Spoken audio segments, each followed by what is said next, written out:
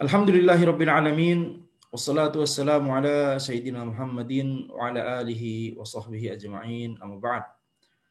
Qala al-muallif rahimahullahu ta'ala wa minha qauluhu ta'ala innallaha ya'murukum an tu'addul amanati ila ahliha wa idza hakamtum bainan nasi an tahkumu bil 'adl. Di antara contoh dari kaidah ke-11 ini itu tentang dalalah mutabaqah wa tadammun wal iltizam. Di antara contohnya adalah firman Allah Subhanahu wa taala, innallaha ya'murukum an tu'addul amanat.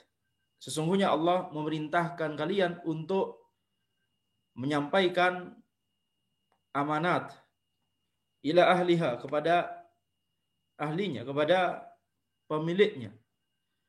Wa idza hakamtum bainan nasi an tahkumu bil adl. Dan ketika kalian itu memutuskan di antara manusia, maka wajib bagi kalian untuk memutuskan dengan adil. Fa idza fahimta anna Allah amara bi ada'il amanati kulliha ila ahliha istadlalta bidzalika ala wujubi hifdzil amanat wa adami ida'atiha wa tafriti wa ta'addi fiha wa annahu la yatimul ada'u li ahliha illa bidzalik. Ketika engkau memahami bahwa Allah memerintahkan untuk menyampaikan amanat seluruhnya kepada pemiliknya, maka engkau bisa berdalil dengan makna ini. Ya, engkau bisa berdalil dengan makna ini untuk kemudian kita bisa mengatakan bahwa ini berarti ayat ini juga memerintahkan kita untuk menjaga amanat tersebut. Wajib bagi kita untuk menjaga amanat tersebut. Dan tidak boleh lengah dari penjagaan tersebut, atau tidak boleh bagi kita untuk merusak amanat tersebut. Dan bahwa mengapa? Karena la yatimul ada li ahliha illa bidzalik. Menyampaikan amanat tersebut kepada pemiliknya tidak bisa terjadi kecuali dengan menjaganya. Yang dimaksud amanat di sini bisa barang, bisa amanah yang kita pahami gitu ya, kepercayaan, bisa posisi dan seterusnya. Maka kalau kita misalnya anggap ini amanat adalah sebuah barang, maka Allah Subhanahu wa taala memerintahkan kita untuk menyampaikan barang ini kepada pemiliknya. Ketika ada seseorang menitipkan barang kepada kita misalnya, maka wajib bagi kita untuk mengembalikannya kepada pemiliknya nanti gitu ya.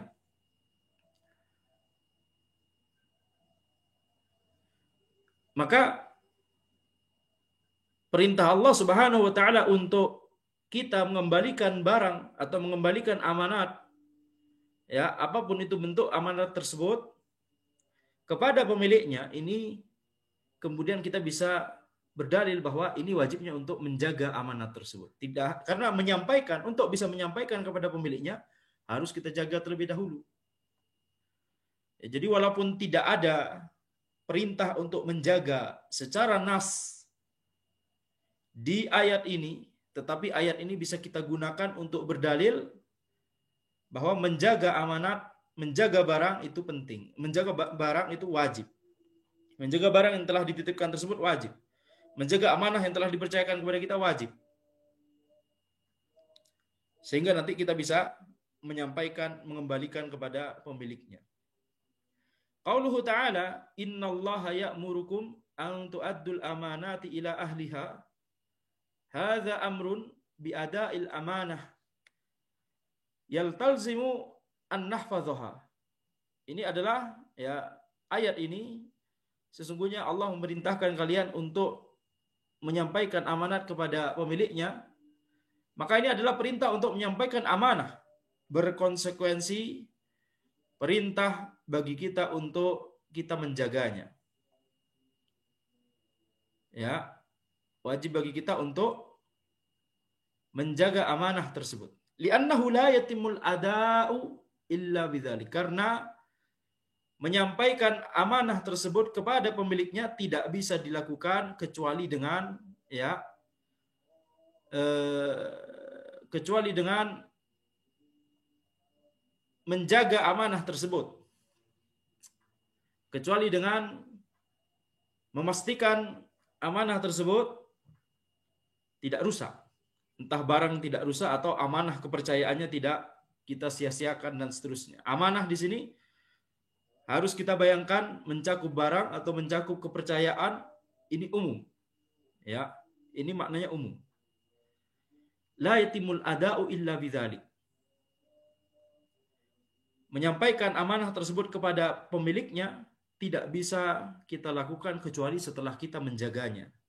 Itu mengapa ini namanya dalalah apa? Dalalah iltizam. Dalalah iltizam. Karena kata menjaga, makna menjaga itu tidak terkandung dalam makna ada menyampaikan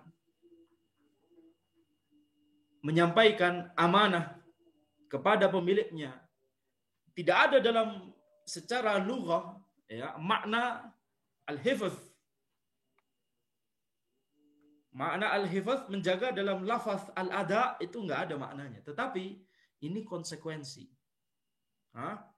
Maka ini adalah berdalil dengan ayat atas sesuatu yang merupakan amrin kharij, sesuatu yang merupakan di luar dari makna mutabaqah ayat tersebut.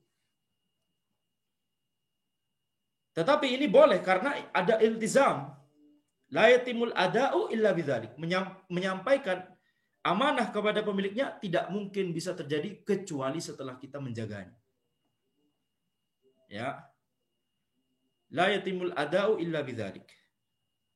Oleh karena itu, ya, kaidah la yatimul wajib illa bih, ma la yatimul wajib illa bih fahuwa wajib. Antum tahu kaidah ini ya? Ma la yatimul wajib illa bih fahuwa wajib. Sesuatu yang tidak mungkin sesuatu yang wajib itu bisa terwujud kecuali sesuatu ini, maka sesuatu ini juga wajib. Ma la yatimul wajib illa bihi fahuwa wajib.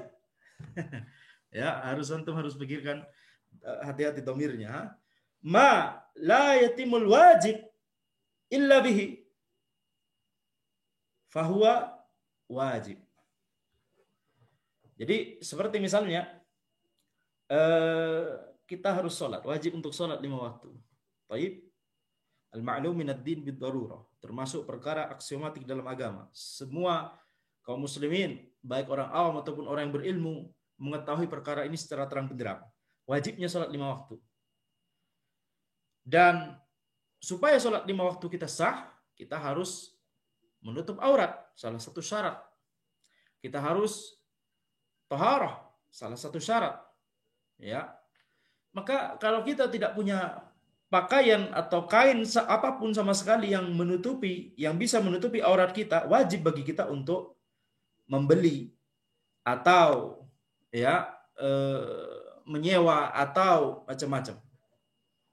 Asal jangan hal-hal yang haram. Maka ketika Allah Subhanahu wa taala memerintahkan kita untuk sholat 5 waktu, itu sudah satu paket dengan perintah kepada kita untuk ya kita harus memiliki pakaian yang bisa menutupi aurat kita. Kita harus ya memiliki air, atau kalau tidak ada air maka tayamum begitu ya. Dan seterusnya. Maka ini ya wajibnya membeli pakaian dalam kasus tersebut, dalam kasus ketika kita tidak punya pakaian sama sekali, wajibnya membeli pakaian pada kasus tersebut itu ya adalah konsekuensi langsung dari wajibnya sholat 5 waktu. Wajibnya bagi yang berpendapat wajibnya sholat 5 waktu di masjid bagi, yakni sholat berjamaah bagi laki-laki itu ya mewajibkan juga bagi kita untuk berjalan menuju jamaah tersebut. Ya, gimana caranya kita bisa sholat berjamaah kalau kita tidak mendekati tempat sholat berjamaah tersebut, masjid. Ya, maka ini juga adalah konsekuensi langsung. Ma la yutimul wajib illa bihi fahuwa wajib. Oleh karena itu kita mengetahui bahwa kaidah ini, sekarang kita mengetahui bahwa kaidah ini adalah buah dari dalalah iltizam. Kaidah ini adalah buah dari dalalah iltizam. Ya, lihat. Pentingnya memahami kaidah ke-11 ini, dalalah mutabaqah wa tadammun wa iltizam. Mengapa penting? Karena dengan menggunakan dalalah iltizam, salah satu dalalah dari 3 dalalah yang kita sebutkan barusan, dengan menggunakan dalalah iltizam, tidak hanya kita bisa mengekstrak sebuah hukum dari sebuah ayat atau sebuah hadis, tetapi juga bahkan kita bisa mengekstrak sebuah kaidah fikih atau sebuah kaidah usul. Kaidah fikhiyah atau kaidah usuliyah semuanya diekstrak dari ayat-ayat dan hadis-hadis menggunakan dalalah iltizam. Coba bayangkan. Betapa powerful ya dalalah ini. Betapa penting memahami kaidah ke-11 ini tentang dalalah mutabaqah wa tadammun wal iltizam ini. Walihadza law a'taitani amanah wa wada'tuha 'ala al-'atbah 'inda al-babi fa inni ma addaituha tab'an. Oleh karena itu ketika engkau memberikan barang ya dititipkan kepadaku, kemudian aku letakkan di pintu ya, di tangga untuk menuju pintu tersebut ya, di depan rumah, maka ini berarti aku tidak menyampaikan amanah tersebut kepada ya pemiliknya, tidak melaksanakan amanah tersebut. Fa in qil ma huwa ad-dalilu ala wujubi hifdzil amanati fi hirz mithliha wa adami ta'addi fiha wa adami tafrid. Kalau misalnya ditanya apa dalil atas wajibnya menjaga amanah, menjaga barang yang diamanahkan kepada kita tersebut fi hirzi mithliha, di tempat yang biasanya barang tersebut dijaga. Kalau kita dititipin kuda, ya biasanya di kuda ditaruh di kandang atau di tempat ya, tidak kita taruh di kamar di dalam rumah. Kalau kita dititipin sapi, maka di kandang naruh ya, bukan di dapur. Kalau kita dititipkan pisau dapur, kita naruhnya di dapur atau di dalam rumah, tidak kita taruh di kandang. Demikian. Ya, fi hirzi mithliha, harus tempat menyimpannya harus sebagaimana ya barang tersebut seharusnya disimpan.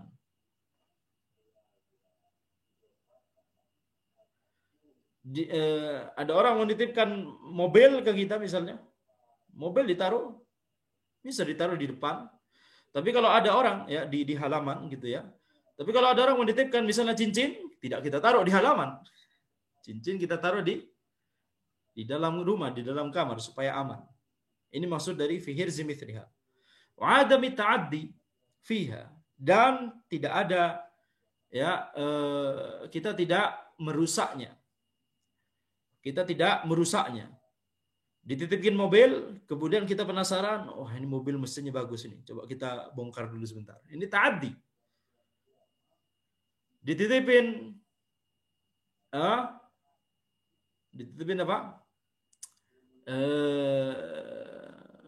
Laptop, ya, masya Allah ini laptop ini bagus sekali, coba kita bongkar dulu. sehingga rusak. Wa adami ta'addi fiha. Tidak boleh bagi kita untuk merusak barang tersebut. Wa adami tafrid, dan jangan juga meremehkan. Ya, terlalu lalai dalam menjaga barang tersebut.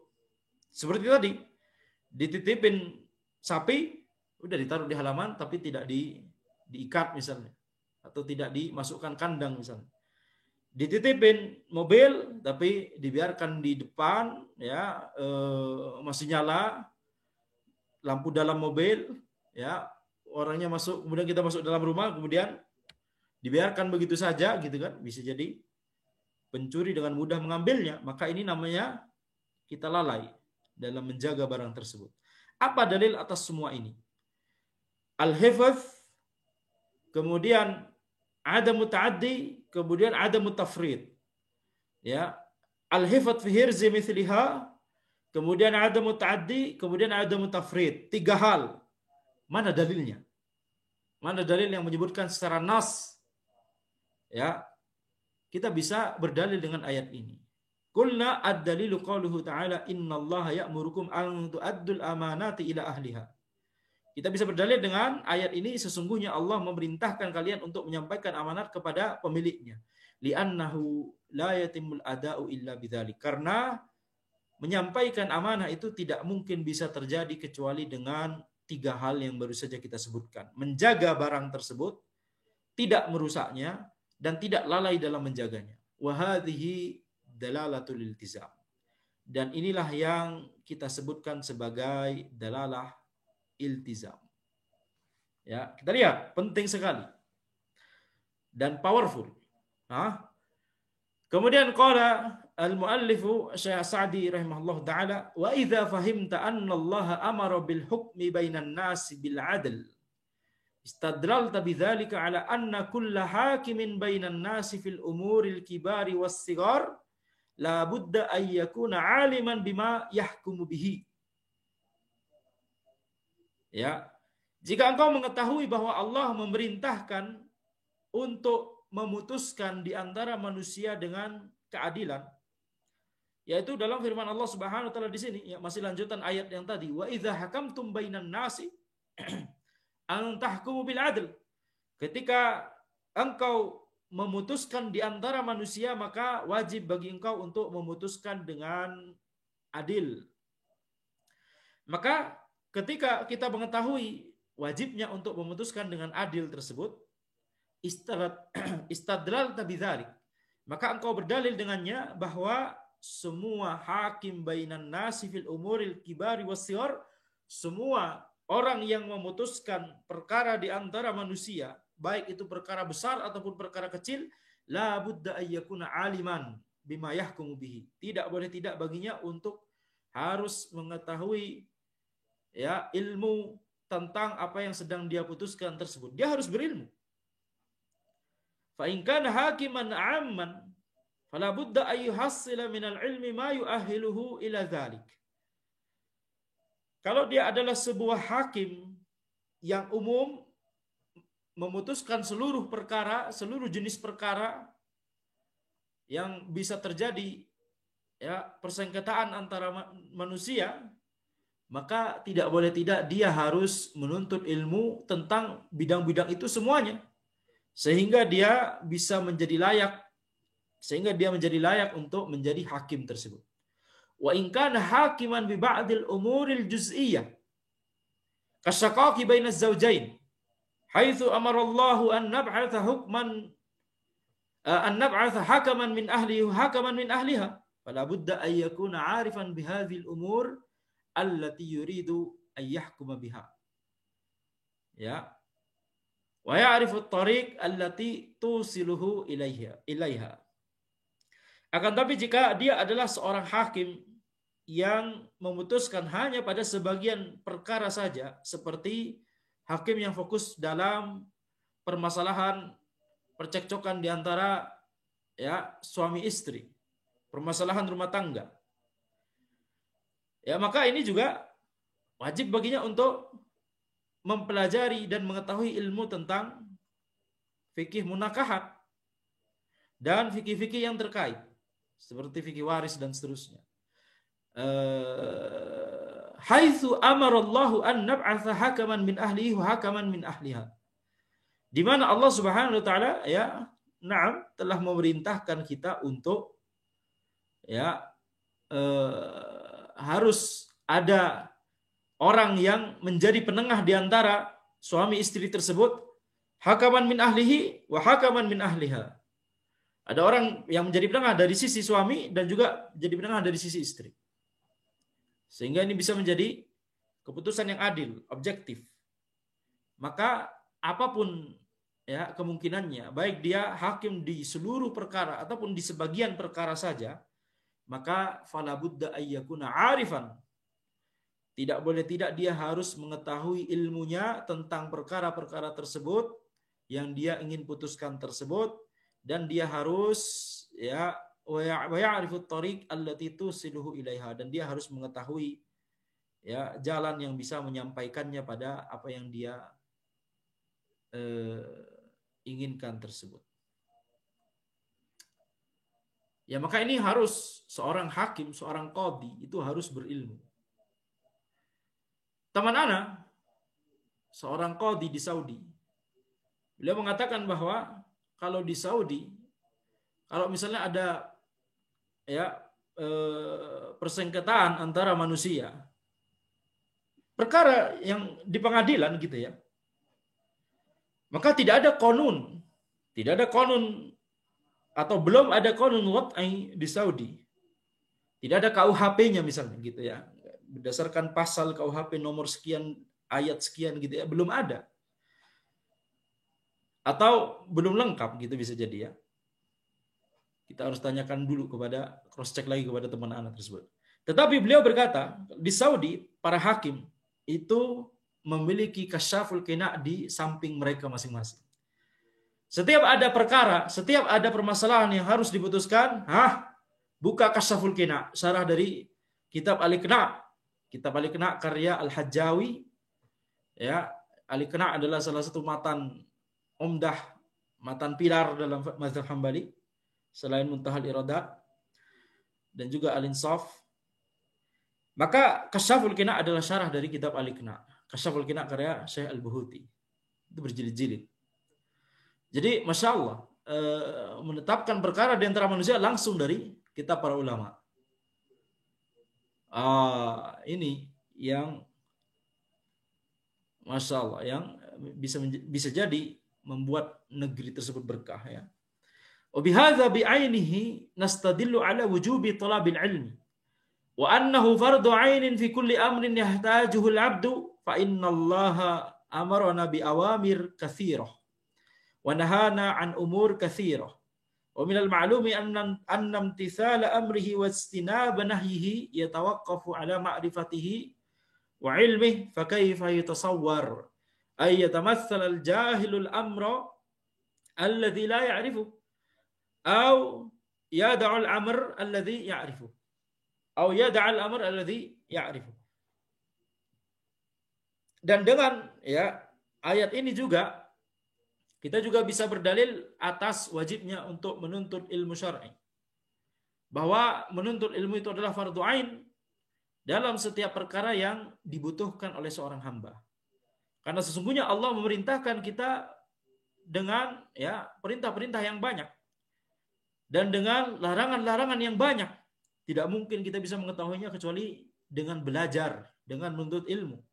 Wa minal ma'lum, dan termasuk perkara yang sudah dipahami bersama bahwa menaati sebuah perintah atau menghindari sebuah apa yang dilarang ya itu bergantung pada pengetahuan dan ilmu kita tentang apa yang diperintahkan dan apa yang dilarang. Bagaimana kita mau ya melaksanakan perintah Allah atau melaksanakan atau menjauhi apa yang dilarang oleh Allah Subhanahu wa taala kalau kita tidak tahu apa yang diperintahkan dan apa yang dilarang.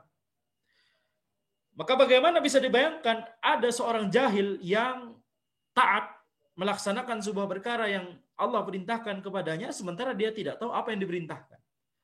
Ya, dan juga tidak bisa dibayangkan ada seorang jahil yang dia ingin menghindari larangan ya yang Allah larang ya kepadanya tetapi dia tidak tahu apa yang dilarang. Wa kadzalika amara li'ibadihi ay ya'muru bil ma'ruf wa yanhau 'anil munkar. Demikian pula Allah Subhanahu wa taala memerintahkan para hambanya untuk ya memerintahkan dengan yang ma'ruf dan melarang dari kemungkaran. Yatawaqqafu dzalika 'alal ilmi bil ma'ruf wal munkar liya'mura bihadza. Maka ini al-amr bil ma'ruf wan nahi 'anil munkar ini bergantung pada ilmu, bergantung pada ya ilmu tentang apa yang ma'ruf dan apa yang mungkar. Tidak boleh terbalik-balik. Oleh karena itu, dakwah ilmu harus didahulukan. Jangan kemudian ya berusaha untuk ya ingin masyarakat menjalankan hukum syar'i, menegakkan, mengambil kekuasaan gitu ya. Merebut kekuasaan itu dakwah sebagian orang. Ini bukan cara yang benar secara syariat. Tidak boleh kita kemudian ya merusak baiat yang sudah ada. Tidak boleh bagi kita merusak baiat yang sudah ada. Illa kufran bawahan, kecuali kalau kita sudah melihat kekufuran yang sangat jelas. Dan itu pun ya masih ada syarat-syarat berikutnya. Tidak boleh bagi kita untuk menuju membuka pintu ini dengan gegabah atau dengan ya seperti yang dilakukan oleh sebagian orang. Tetapi yang harus kita lakukan adalah mendakwahkan ilmu. Kenapa? Karena kalau misalnya tujuan utamanya adalah menegakkan kekuasaan, kemudian misalnya kekuasaan kemudian dimiliki oleh mereka, lalu apa yang mau mereka tegakkan? Kalau mereka masih jahil tentang apa yang Allah perintahkan dan apa yang Allah larang, ya, mereka masih jahil tentang tauhid, masih jahil tentang kesyirikan, kebid'ahan, masih jahil tentang perkara halal haram.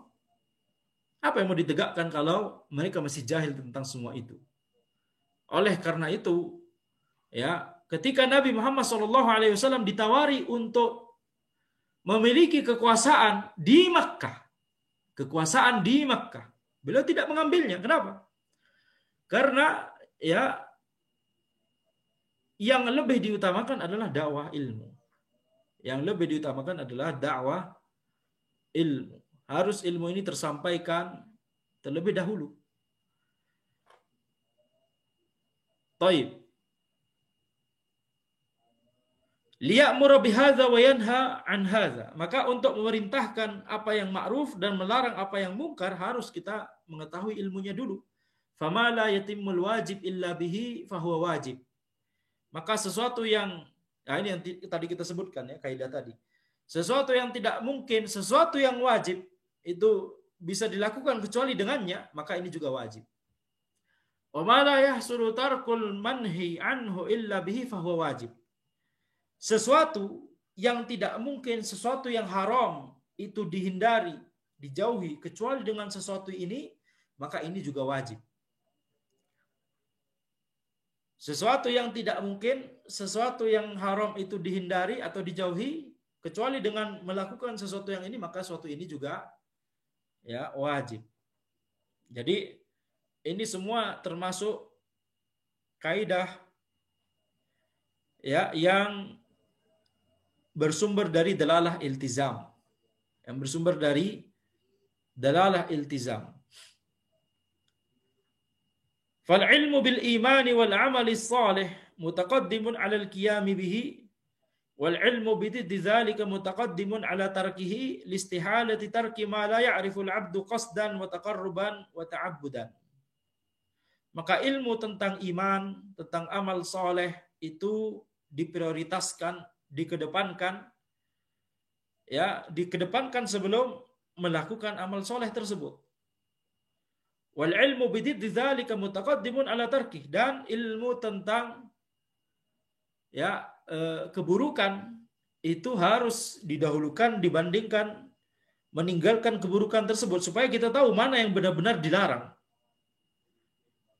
mana yang benar-benar diperintahkan, sehingga kita mengetahui rinciannya. listihalati tarki ma la ya'rifu al-'abdu qasdan wa taqarruban wa ta'abbudan. Ya, dan juga karena seseorang itu tidak mungkin meninggalkan sesuatu yang dia tidak tahu bahwa itu dilarang, ya. Dia tidak mungkin meninggalkannya dengan sambil menghadirkan niat untuk mendekatkan diri dan untuk beribadah kepada Allah. Contoh, misalnya seseorang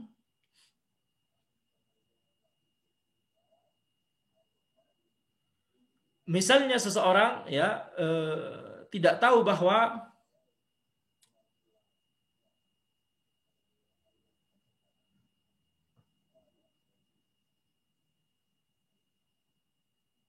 makan dengan tangan kiri itu dilarang, misalnya. Ini perkara yang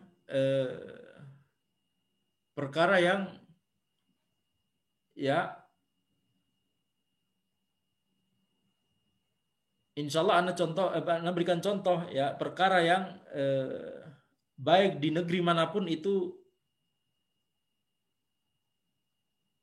orang-orang sudah mengetahuinya secara urf.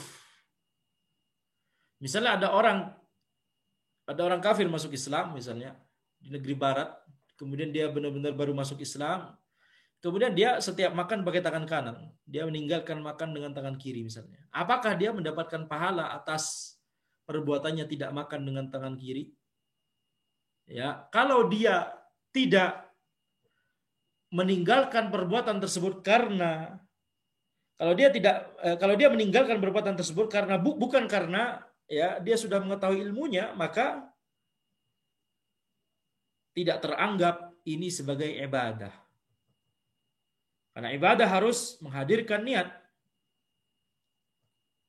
harus berasal dari ilmu. Ya, sehingga wajib bagi dia untuk mempelajari ilmu. Ketika dia mempelajari ilmunya, kebiasaan Anda makan pakai tangan kanan dan ternyata Islam memang melarang untuk memakan dengan tangan kiri. Baik. Oleh karena itu, ya, setelah ada ilmu, kemudian setelah ketika dia makan, kemudian makan dengan tangan kanan, sembari mengingat, Islam, Allah melarang kita untuk makan dengan tangan kiri. Maka ini adalah, baru pada saat itu dia mendapatkan pahala ibadah atas perbuatan meninggalkannya tersebut. Contoh lain, ketika seseorang, ya, misalnya naik gunung, dia orang kafir baru masuk Islam, naik gunung, kemudian dia buang hajat. Dia buang hajat. Dan setiap dia buang hajat, dia selalu menghadap, ya, kalau misalnya dia di Eropa misalnya, dia selalu menghadap utara atau selatan. Tidak pernah menghadap barat atau timur. Ya, ini tidak pernah menghadap arah kiblat atau membelakangi kiblat. Maka ini apa? Dia telah meninggalkan larangan untuk menghadap kiblat atau membelakangi kiblat ketika buang hajat. Tetapi dia melakukan hal tersebut, dia menghindari, ya, buang hajat menghadap kiblat atau membelakangi kiblat bukan karena dia tahu ilmunya tentang ini di Islam, tetapi misalnya karena dia memperhatikan arah angin gitu ya. Matahari dari timur ke barat. Kemudian kalau Anda misalnya buang hajat menghadap matahari atau membelakangi matahari, maka bisa jadi kelihatan, ya, walaupun itu juga ada dalilnya, disebutkan oleh para fuqaha, ya, jangan menghadap matahari atau bulan. Tetapi maksudnya bisa jadi, ya, dia berpikiran murni perkara duniawi. Ini arah angin dan seterusnya, atau ya kalau Anda menghadap ke sana dan seterusnya, maka di sana ada semak-semak, nanti Anda khawatirnya disergap oleh ular atau apapun gitu ya. Maka dia tidak buang hajat menghadap kiblat atau membelakangi kiblat bukan karena ilmu, tetapi karena hal-hal tersebut. Ini tidak mendapatkan pahala karena tidak ada niat, tidak dilakukan di atas niat taqarrub dan ta'abbud kepada Allah Subhanahu wa taala. Maka oleh karena itu, ya, di antara faidah untuk menuntut ilmu syar'i, di antara faidah dari menuntut ilmu syar'i adalah membuka ya pintu pahala yang besar bagi seorang hamba. Dia diam saja, tetapi dia tahu sekarang bahwa ini dilarang, ana berarti nggak melakukan. Padahal sebelumnya dia juga tidak melakukan, tetapi dia tidak tahu bahwa itu dilarang. Dengan diamnya, dia sama-sama diam. Sebelum menuntut ilmunya dia diam, tidak melakukan hal tersebut. Setelah menuntut ilmunya dia juga diam, tidak melakukan hal tersebut. Tetapi diamnya sekarang dibangun di atas ilmu, sebelumnya diamnya tidak dibangun di atas ilmu, yang sekarang berpahala, yang dulu belum berpahala. Itu diantara faedah menuntut ilmu syar'i adalah membuka pintu pahala yang besar kepada seseorang. Kita belum mencontohkan bagaimana kalau dia menuntut ilmu, kemudian dia baru tahu, oh ini perkara yang disyariatkan, Anda melakukannya. Ini perkara yang diwajibkan, Anda sekarang melakukannya, dan seterusnya. Lihat, pintu pahala terbuka. Sebelumnya dia tidak tahu ini adalah sesuatu yang disyariatkan oleh Allah. Setelah itu dia mengetahui, dia laksanakan. Ini pahala. Sebelumnya dia tidak tahu itu dilarang. Setelah mengetahui, dia menjauhi sesuatu yang dilarang tersebut karena ilmu, maka ini pahala. Setelah dia mengetahui ilmunya, kemudian mudah baginya untuk menyebarkan ilmu tersebut, walaupun hanya sekedar menyebarkannya ke keluarga, kerabat, ke teman sendiri, ke tetangga, ini pahala. Maka kebaikan itu semuanya bersumber dari ilmu. Semakin seseorang mendekati ilmu, maka semakin mudah baginya untuk dibukakan baginya oleh Allah Subhanahu wa taala pintu amalan dan pintu pahala. Kemudian Syekh Muhammad bin Shalih Al-Utsaimin rahimahullah, beliau menjelaskan kullu hadhil amthilah iltizam. Semua contoh-contoh ini adalah iltizam semuanya. Idza amaranallahu bis salati fahuwa amrun biha wa bima la tatimmu illa biha. Ketika Allah memerintahkan kita untuk sholat, maka itu adalah perintah juga untuk sholat dan juga untuk ya hal-hal yang sholat itu tidak mungkin dilakukan kecuali dengan hal-hal tersebut. Idza amarana biz zakah fahuwa amrun biha wa bima la tatimmu illa biha. Ketika Allah memerintahkan kita untuk membayar zakat, maka itu adalah perintah untuk membayar zakat plus perintah untuk hal-hal yang membayar zakat tidak bisa dilakukan kecuali dengan melakukan hal-hal tersebut. فهذا الرجل الذي عنده مال يجب عليه أن يتعلم أحكام الزكاة والذي ما عنده مال لا يجب عليه إلا إذا كان من باب فروض الكفاية. Maka ketika seseorang memiliki harta, wajib baginya untuk mempelajari hukum-hukum tentang zakat. Kenapa? Membayar zakat tidak bisa dilakukan kecuali setelah kita mengetahui ilmunya. Maka perintah Allah ya untuk menegakkan sholat, membayar zakat, itu juga adalah termasuk perintah untuk mempelajari tentang fikih sholat dan fikih zakat. Coba bayangkan, dalam iltizam itu sangat powerful. Ya, tidak ada di nas, tetapi ada di situ secara makna.